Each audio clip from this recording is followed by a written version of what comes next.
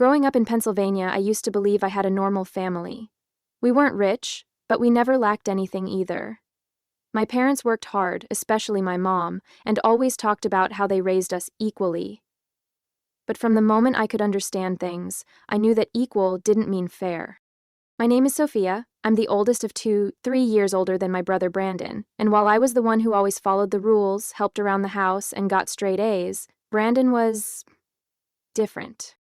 He was charming, carefree, and always had a way of getting out of chores. If he left his laundry all over the floor or forgot to take out the trash, Mom would just laugh and say, "Boys will be boys." If I ever did the same, she'd scold me for being lazy or irresponsible.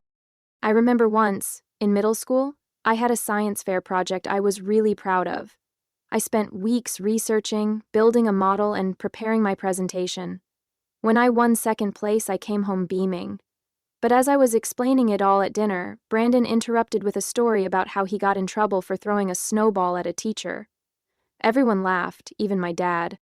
My win was forgotten. Mom brushed my hair that night and said, "Don't be jealous of your brother, he just has a different way of shining." That sentence stuck with me for years. No matter how hard I worked, no matter what I achieved, Brandon was always the one who shined. Not through effort, but through the way everyone allowed him to take up space. By high school, it was clearer than ever. I had a part-time job at the library, volunteered on weekends, and still kept my grades high. Brandon skipped classes, partied, and once crashed my car. But they still gave him another one, saying, "He's just figuring himself out." I, on the other hand, was expected to always have it together. There was no room for mistakes, no sympathy if I was tired or stressed. I didn't complain. I thought maybe this was just what being the older sibling meant. But as I look back now, I realize that being the older sibling wasn't the problem. Being the daughter was. When senior year came around, I applied to 6 colleges, every one of them within driving distance so I could keep working. I got into 4. My top choice was the University of Pittsburgh. I remember sitting at the kitchen table, clutching the acceptance letter, my heart pounding with something like hope. I showed it to my parents with a shy smile. "They gave me a partial scholarship," I said, holding back tears. "I just need help with the rest." Mom looked at Dad. Dad sighed. "We're saving for Brandon too," he said slowly. "We can't spend it all now." I nodded, but inside I crumbled. That "we're saving for Brandon too" felt like a slap. He wasn't even close to graduating yet, barely passing his junior year. Meanwhile, I had done everything right, and still, it wasn't enough. So I took out student loans. I picked up extra shifts at the cafe I worked at since sophomore year. I cleaned offices on weekends. I cut my hair short because I didn't have time, or money, for maintenance. I started classes exhausted but determined. I'd study in between shifts, write essays on 15-minute breaks, and sometimes sleep in the campus library because it wasn't worth the drive home. One Saturday morning, while I was wiping down cafe counters, I got a message from my mom. "Look where your brother is." Attached was a photo of Brandon in Paris, grinning under the Eiffel Tower holding a croissant. I stared at the screen, no explanation, no context. Later that day, I called her. "He's in Paris." "Oh yes," she said cheerfully. "We gave him some of the travel fund we were saving, before college gets too serious." "But I'm already in college," I said quietly. There was a pause. "Well, you're doing fine, Sophia. You've always been the responsible one." I hung up and sat behind the cafe, next to the dumpster, hot tears running down my face. I wasn't crying because I wanted Paris.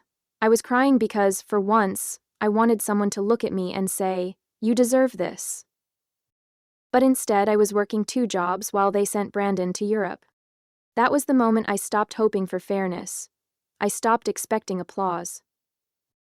I learned that no one was going to hand me anything, not praise, not comfort, not even acknowledgement. If I wanted anything in this life, I'd have to build it myself. I kept telling myself not to feel bitter, that this was just the way life worked. Some people got help, others had to help themselves. But no matter how many times I repeated that, it didn't make the exhaustion any easier to carry. My days started at 5 a.m. I'd open the cafe, serve coffee, clean tables, and smile like I wasn't running on fumes. After that, I'd run to campus, take notes while trying to stay awake, and write papers late into the night. Some nights I wouldn't even go home. I'd sleep in an empty study room with my jacket as a blanket. Brandon, meanwhile, kept sending photos. Rome, Prague, Vienna, always with a drink in hand, always with that same carefree smile. Mom forwarded them constantly, usually with a, "Your brother's living life to the fullest," or, "You should be more like him. He knows how to enjoy youth." What did enjoying youth even mean when I couldn't afford a haircut, when I skipped lunch to make my paycheck stretch an extra day? Still, I kept quiet. I didn't want to be the bitter sister, the jealous one. That's how they'd see me if I ever spoke up, I knew that. I remember one night walking back to my apartment in the freezing cold. My coat zipper had broken, and I didn't have the money to replace it. My hands were shaking as I carried a bag of groceries I'd gotten from the campus food pantry. Just before I reached my door, my phone buzzed. Another text from Mom. "Brandon got a tattoo in Berlin. What do you think?" I stared at the photo. My brother grinning, with a fresh tattoo on his arm, standing in front of a graffiti wall like he'd discovered the meaning of life. I didn't reply.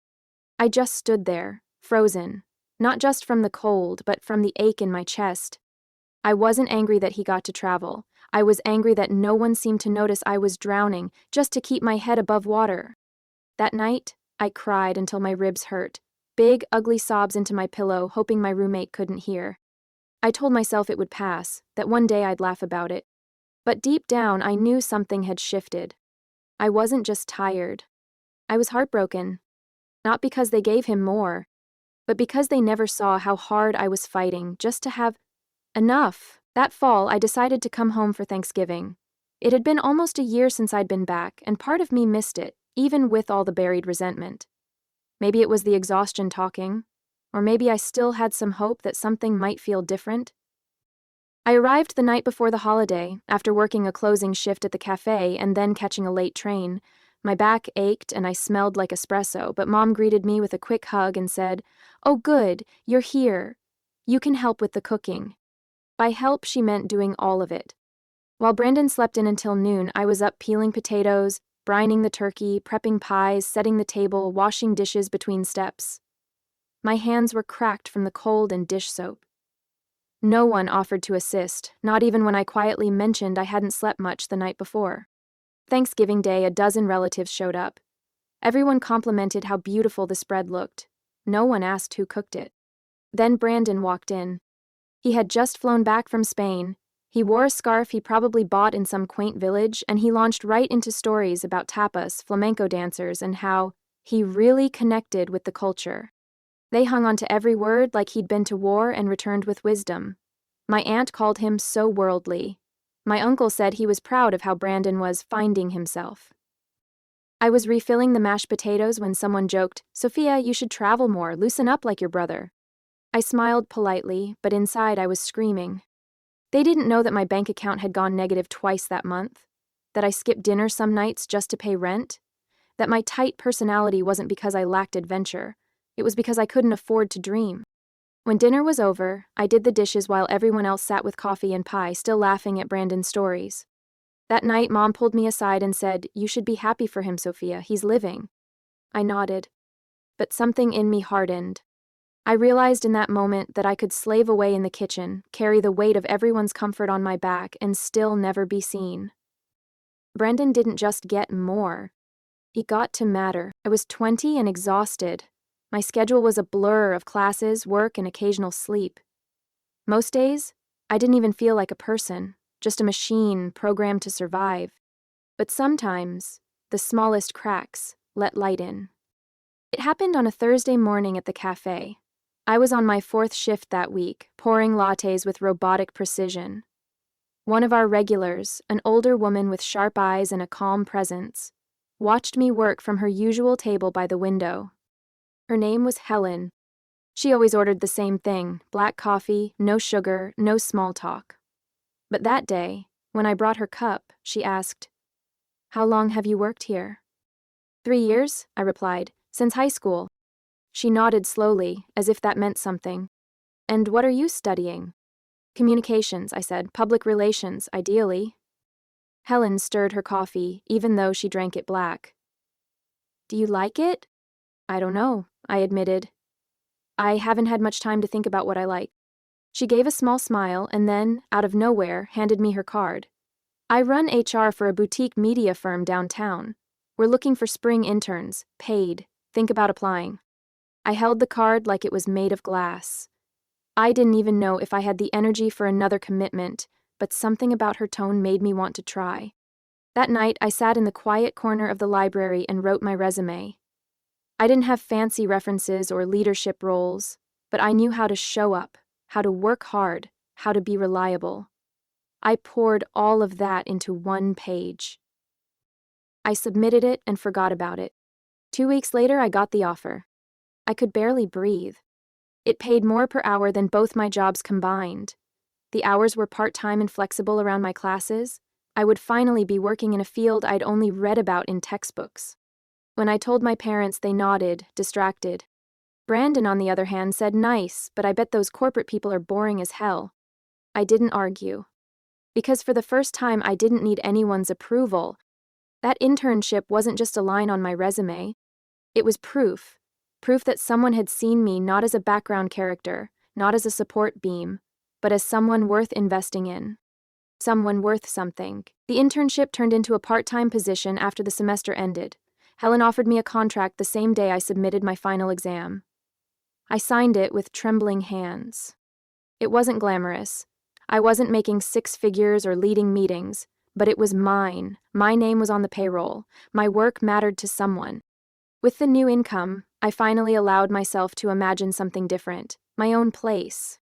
I started searching for studio apartments near the office. Most were terrible, moldy carpets, broken windows, but I didn't care. I found one that was small, old, and smelled faintly of dust, but it had a working heater and a bolt lock on the door. That was enough.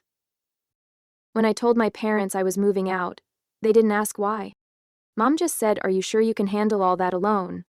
And Dad added, "Don't expect us to bail you out if it gets hard." I didn't expect it, I never had. The day I moved in, I carried boxes up 3 flights of stairs alone. My arms ached, and I banged my elbow on the doorframe twice. But when I finally sat down on the floor of my empty apartment with a peanut butter sandwich and no furniture, I felt something I hadn't felt in years. Peace. That first week, I learned how to budget every cent. I bought groceries on sale, thrifted dishes, borrowed a secondhand mattress from a coworker, and used crates for shelves. Every inch of that space was earned. I hung string lights along the ceiling and put sticky notes on the fridge with reminders. Drink water, breathe. Don't apologize for needing rest. I didn't tell my family about most of it. It was easier that way.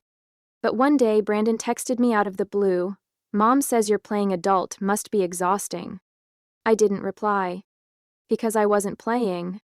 I was finally living. There were nights I came home so tired I collapsed on the floor before making it to bed. There were mornings I skipped breakfast because rent came first. But it was my exhaustion, my hunger, my choice. And that freedom, though small, though imperfect, was more than I had ever been given. I stopped asking for understanding, stopped begging for space in a house that never made room for me. I created space for myself instead. And slowly, I started to believe I deserved to be there. It didn't happen all at once. At first, Brandon returned from Europe with the same energy, posting photos, going to parties, talking about maybe starting a podcast or becoming a travel blogger. My parents beamed with pride, still convinced he was just exploring his path. But the months passed, and Brandon stopped posting. He moved back in with my parents, said it was temporary, but he never left. He didn't go back to school, didn't look for full-time work. He bounced between part-time gigs, bartending, delivering food, quitting each after a few weeks. Mom still made excuses, he just hasn't found what speaks to him yet. But even she started to sound tired. Meanwhile, I was working full-time at the media firm. I wasn't changing the world, but I liked the rhythm of my life. I knew what each day would bring. I had coworkers who respected me, bills I paid on time, a space that was mine, quiet, steady, earned. One weekend, I went back home for Dad's birthday. The house felt smaller somehow, like it was folding in on itself. Brandon was sprawled on the couch in sweatpants, watching TV like he'd been there all day. I brought a bottle of wine and a homemade cake. Mom looked surprised. You didn't have to bring anything, she said. I wanted to, I replied. At dinner, Brandon didn't say much. He pushed food around his plate and barely looked up. Dad finally asked, So, any plans coming up, son? Brandon shrugged, trying to figure stuff out. No one said anything after that. Later, as I washed the dishes alone, as always, Mom came in. He's going through a rough patch, she said softly. Like I didn't already know. I know, I said. She hesitated.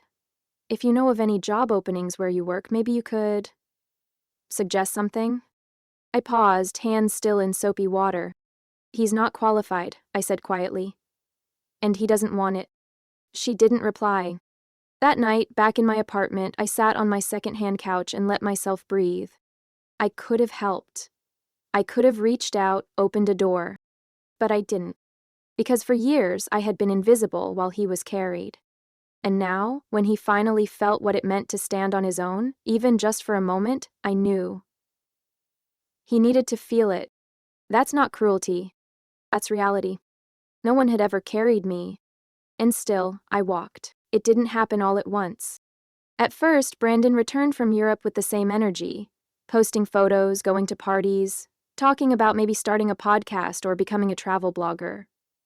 My parents beamed with pride, still convinced he was just exploring his path. But the months passed, and Brandon stopped posting. He moved back in with my parents, said it was temporary, but he never left. He didn't go back to school, didn't look for full-time work.